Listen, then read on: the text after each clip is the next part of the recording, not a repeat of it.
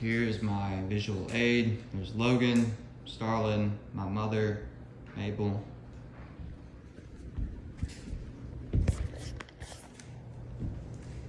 All right. Hey everyone, my name is Tate. I'm a firefighter paramedic. Today I'm going to be giving an informative speech on CPR, also known as cardiopulmonary resuscitation. I'm going to give you a brief history first. Breath-to-breath ventilations began around the 1700s. It was first recognized in Paris. Nearly 100 years later passed before any change happened, and that was that chest compressions were brought in the 1890s, and this was discovered by a German surgeon. And then nearly another 100 years go by, and in the 1950s is when the first modern day defibrillator was invented. Flash forward another 70 years and we now have what is known as modern CPR. This is a human heart. Your main goal in CPR is, first and foremost, is you want to maintain the pump. So what you're essentially doing is you are pumping blood through the chest, and you want to maintain cerebral perfusion as you're going on.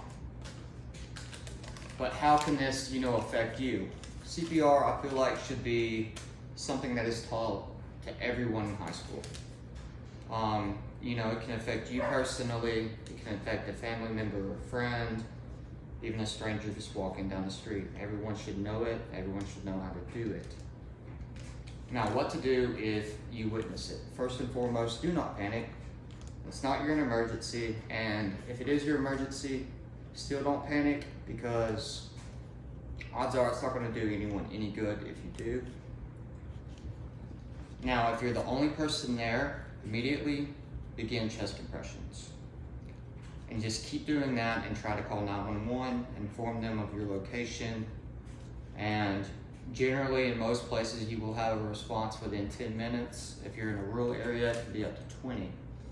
Now, if you have other people around you, have them go for an AED on the wall, if there's one available.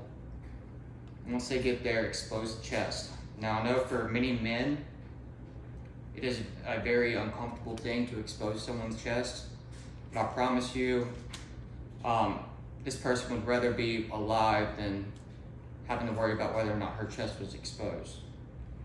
So that's one thing you can do there. The most important thing to remember is just to maintain chest compressions until ALS arrives. That is the number one thing you can do. Come over to here, and then we kind of get into what we do as paramedics. Now, when we arrive on scene,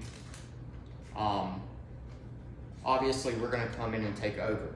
But if bystander CPR is initiated, basically the patient is 2 to 3 times more likely to survive, according to the AHA.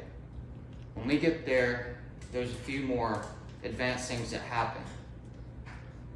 We intubate the patient. We have our own defibrillators that we use on our cardiac monitors, and we apply them.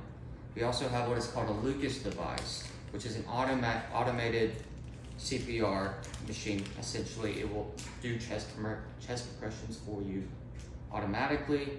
We also establish IV access, and we administer, life-saving medications.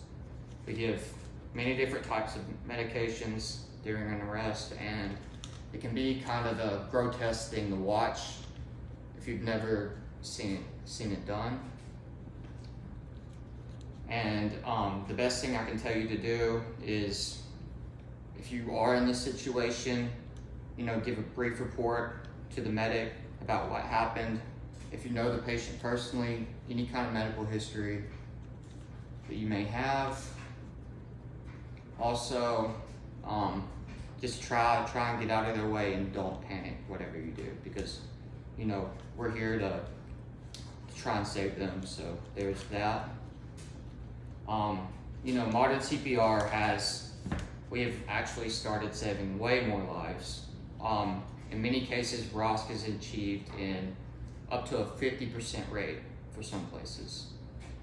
But yep, if any of you have any questions regarding CPR or what to do or how to get certified, you can always reach out to me. My email is tateDyer@gmail.com. From there we can talk about it, or I can help you out any way I can. And yeah, I'm gonna go ahead and end this speech. You all have a great night. Thank you.